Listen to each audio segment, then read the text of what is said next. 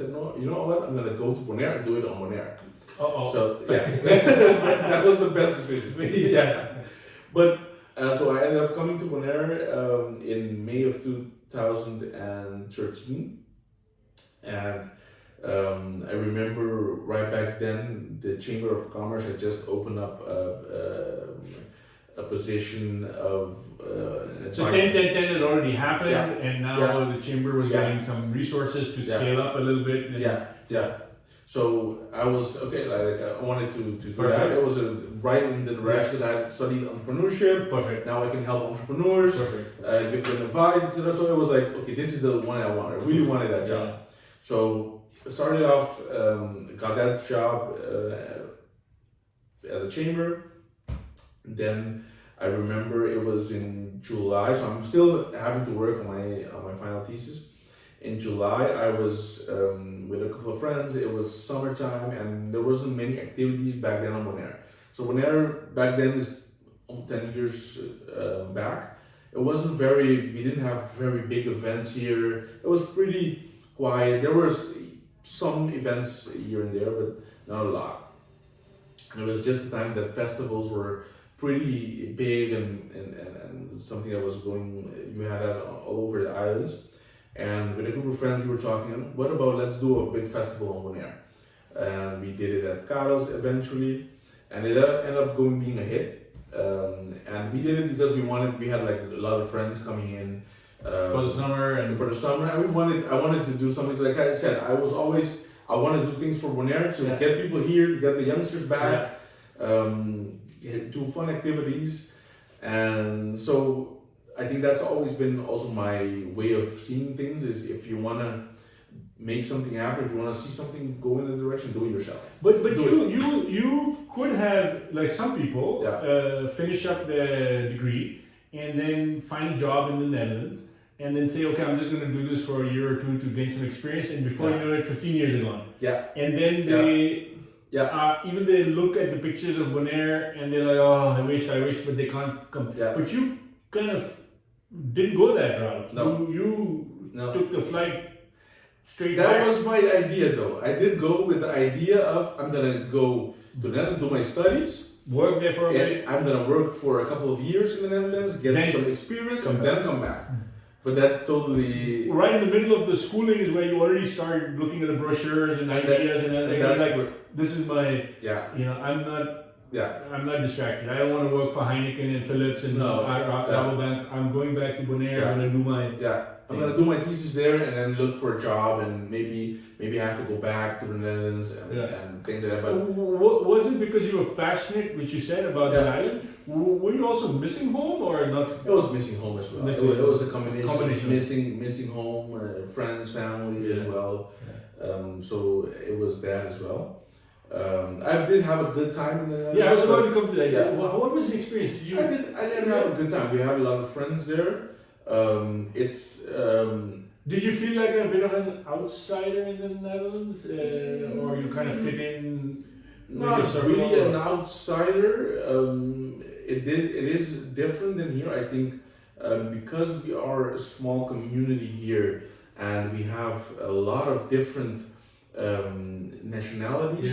It's more mixed. It's more mixed. And people just talk with each other, and you don't even think about this person is from this place, this person that place. But that I did feel that in the Netherlands, that you do have like more groups, like you feel that more. Like, okay, this person is from there, this person is from there. You have that like more clear or there. So, but that is something that I'm also seeing now here happening. So that's something that is which you think is not a good thing. No. Because we were always sort of I remember growing up in never school, saw everybody was like, you didn't even think about this person is from Colombia, this person is from there.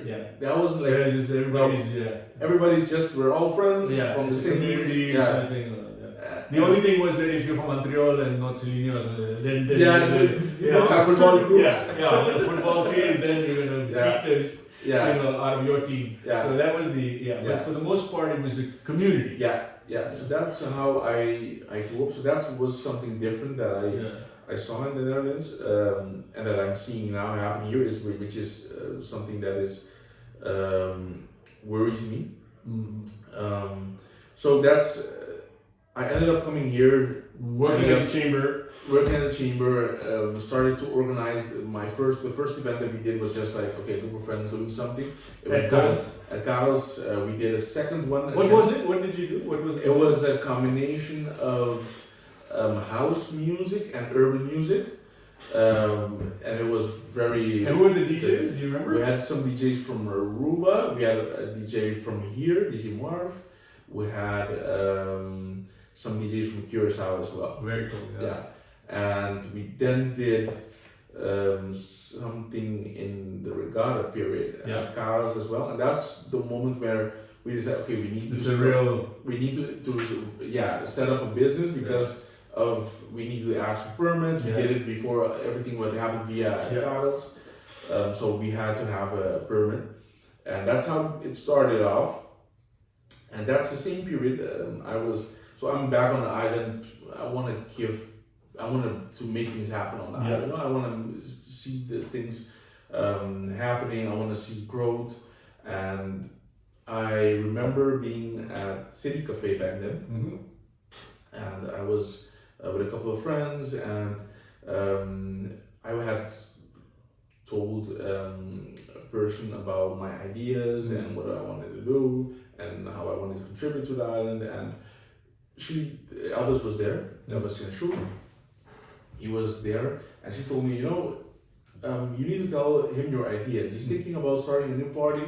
You should tell him your ideas. So then I went and talked to him. You knew Elvis a little bit? I didn't know. I knew him because he had been politically active for a period. Yeah. So I started off discussing with him, ideas that we had, and that's how it started off. I think it was in August or September, and then we had various discussions, and he told me eventually, this is 2013. Yeah. So this all happened in that 1 year. So in that, like in 6 months, ended up opening up my own business, ended up founding a party, and also a political party, and as well getting the job at the chamber and starting to work there. So a lot happened. That's why I didn't end up finalizing my thesis eventually. That didn't happen anymore. Hasn't happened. It hasn't happened. Maybe one day. I don't think so. I don't. It's not necessary. No, I don't think it's necessary. I mean, I don't need like a diploma to. Hey, listen, Bill Gates, no diploma. Yeah. Mark Zuckerberg, no diploma. Yeah. Steve Jobs, no diploma. So none of these guys. And I also had it for my bachelor's at from University of Aruba already. Yeah. So and I have, the knowledge to be able to do it. Yeah. So I didn't feel the need for it. So at that time it became clear that now your path was through the entrepreneurship.